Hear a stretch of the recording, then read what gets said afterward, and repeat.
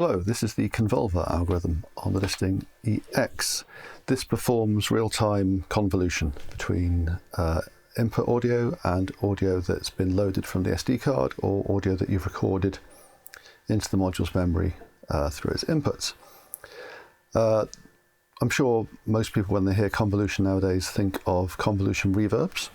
It will do that. Obviously, it's just a wee module, so you're not going to get 20-second cavernous echoes from it, but it does do some quite nice sounds. So, demo here, I've got signal, just got a drum loop playing on the disting Mark IV here into the input, outputs of the disting EX directly into the mixer for recording that you can hear. That's a trigger input, which I'll just unplug for now, just to avoid confusion.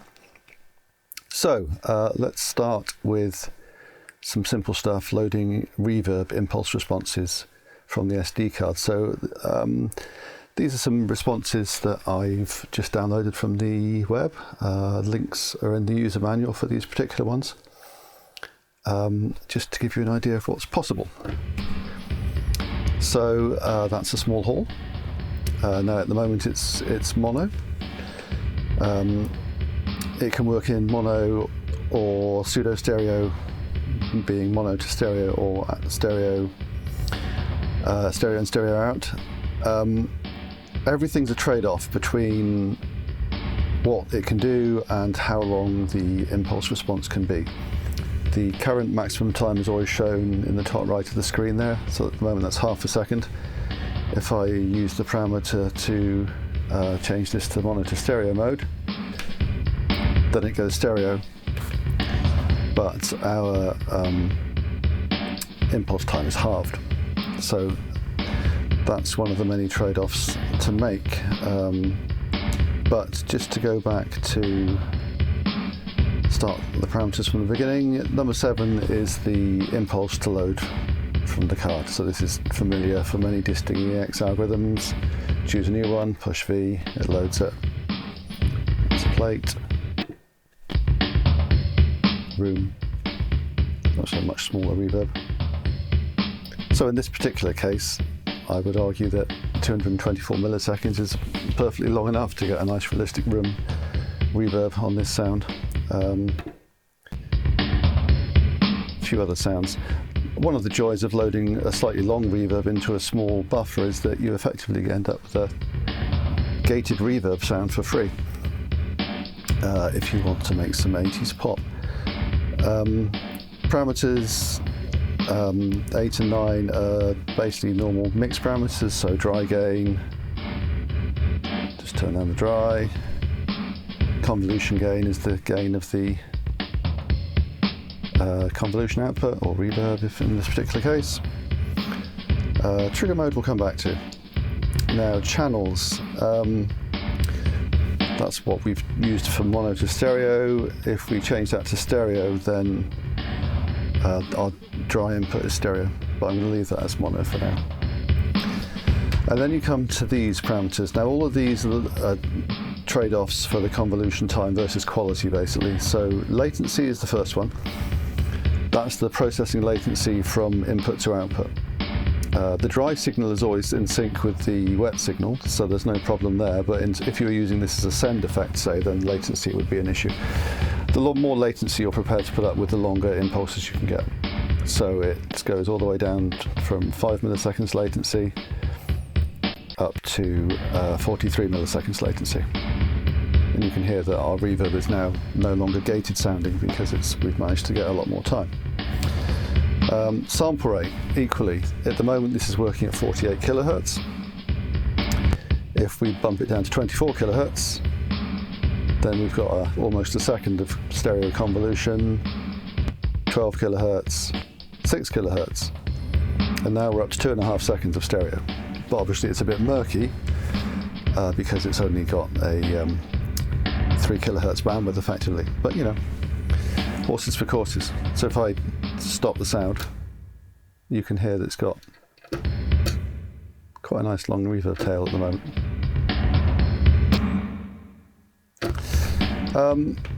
So let's go back to, I don't know, 24 kilohertz. I find a nice compromise, leave it at long latency. So that's quite a nice sound. Now, you don't have to load reverb. I mean, an impulse response is basically just a WAV file on the SD card. You can drop in anything you like. So let's try the amen break. So that's this drum loop convolved with the amen break from the card, or a bass drum. So this is this drum loop convolved with an 808 bass drum, or a cymbal. So let's just mute the dry signal for that. So there we go. So this kind of illustrates what convolution is all about. It's kind of cross-filtering one sound with another. So in this case, we've got drum loop convolved with a cymbal, and it sounds kind of like you're playing a crash cymbal constantly with the drum loop. Snare. What's this one? So that's a conga, 808 conga. So now it's kind of a resonating sound. What else have we got here? So this is a piano note. And it's way too loud. So we'll turn it down a bit. There we go. So that's a note from a piano convolved with this drum loop. So anyway, you get the idea. I've kind of probably done a few too many of these, but one more, pizzicato strings. Again, now sounding very much like a resonator, but using the sound of a violin. So let's go back to our hall. Now, I'll just pull that out for now. Yeah. So this is so far so good, just loading impulses from the SD card, which is great if you've got a library of ones you've downloaded or prepared lovingly on your computer.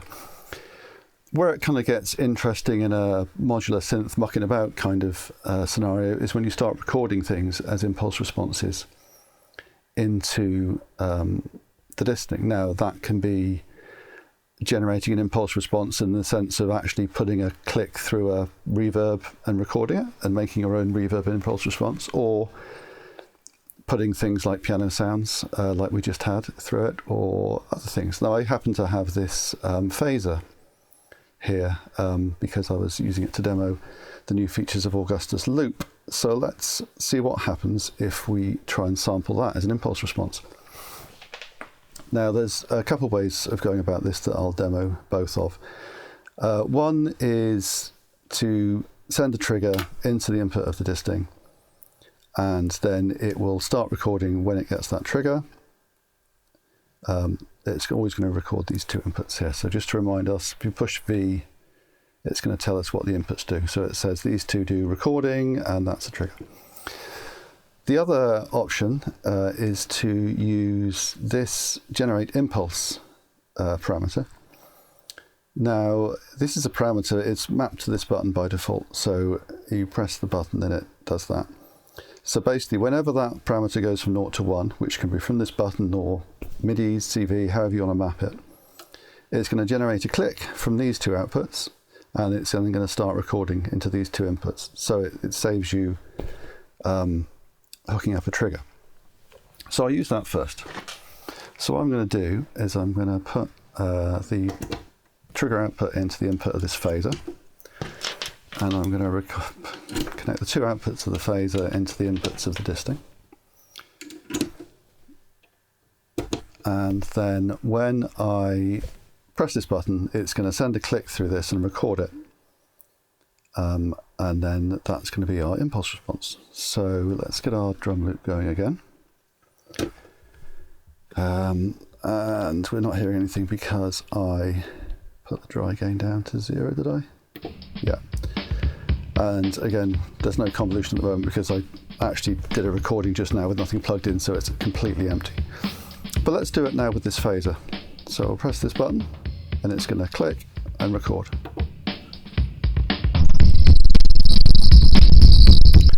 Well, that's interesting. Let's try a slightly different settings.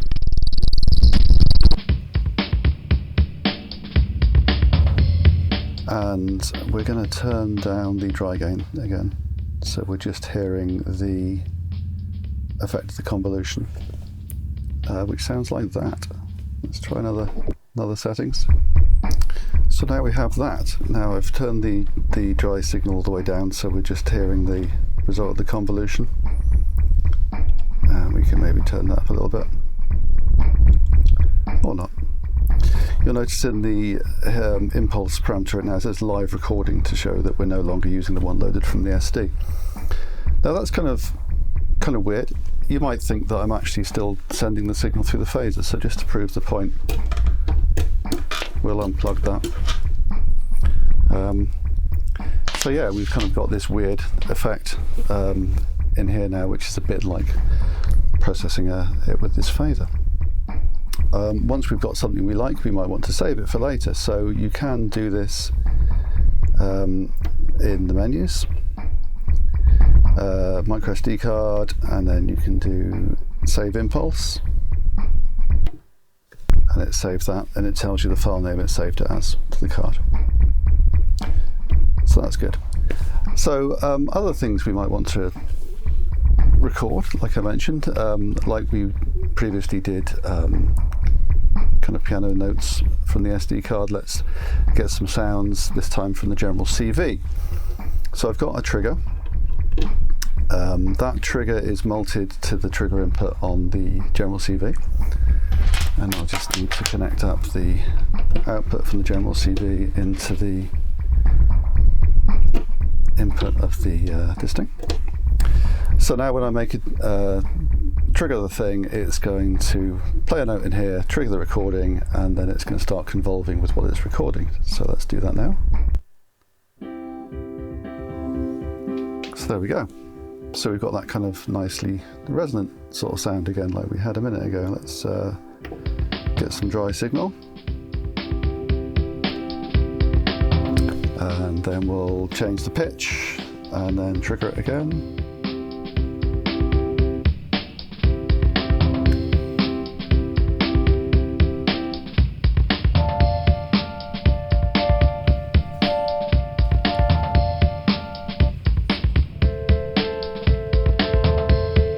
So there we go, and we can try a different sound. That's a piano sound. Let's try glockenspiel, or a vibraphone. Now that's about a half a second convolution at the moment. You really don't need that long a sound to get a good result for this kind of thing. So let's put the latency down. So we've got a really short convolution, but still got quite an effective convolution effect going on. And let's put that back up. So the other thing that we might want to do at this point is demo this live update parameter. So at the moment, if I just make that sample rate a bit higher so the impulse is longer, and trigger it up. At the moment you'll hear every time I trigger recording, it mutes the convolution while it records it, processes it, and prepares it for use. The dry signal keeps going, but the convolution goes. If I changed live update to 1, this gives up another half of the convolution time, so you'll notice that's now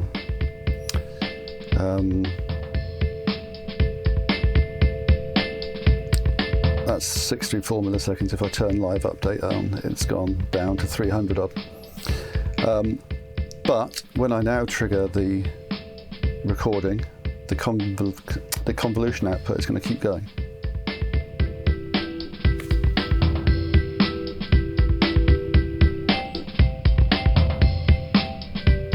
So you can basically keep triggering stuff, keep getting the effect without interrupting it, which is nice. Tubular bells. Ooh, well, let's do. We've got to do orchestral hit, haven't we? Really? Let's try that if we can find it. Orchestral harp, no. Orchestra hit, which is really loud. Okay, so we'll turn that down. There we go. Drum loop Convolver with an orchestral hit. Awesome. So the last parameter that I have to show you, which let's just get, where's it gone? Trigger mode. There's two trigger modes. There's triggered, which is what we've been using up to now, where when it receives a trigger, it's going to record as long as it can and then stop and process it and use it, which is great. The other option is gated, where basically it's only going to record as long as the gate is high. So if you don't want a massively, or if you want a really short one, or you want to be in control of how long it is, then you can use this mode. Let me just repatch so that actually I can use that. Right, so I've jiggled things around and I'm going to change the settings so that we can have a really long impulse if we want one, like so. In fact, if we turn live update off, we can have an even longer one.